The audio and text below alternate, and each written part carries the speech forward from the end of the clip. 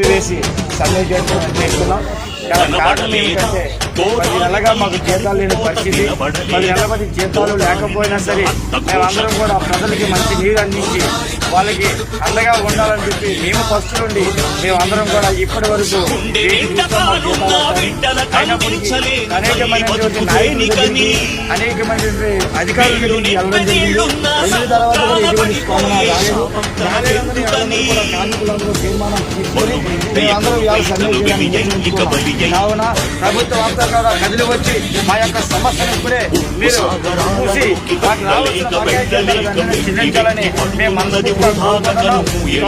గత ప్రభుత్వంతో పోల్చుకుంటే ఈ కూటమి ప్రభుత్వం వచ్చినంత మా జీవితాలు మారిపోతాయి అని మేము అందరం కూడా వేచి చూసిన రోజు అటువంటి ప్రభుత్వం వచ్చిన తర్వాత ఇవాళ ఫస్ట్ ఉండేది రోజుల్లో మేము అందరం వెళ్ళిపోయాం.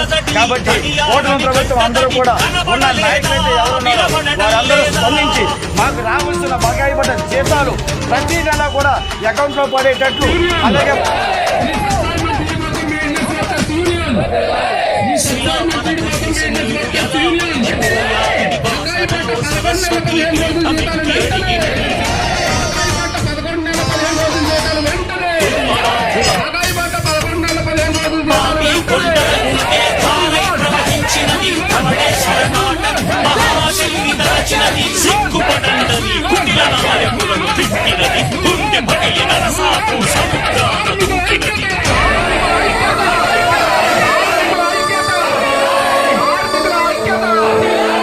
కనబడలేదా కోడాలి తల్లి కడుపు కోత వినబడలేదా కోడాలి అంత ఘోష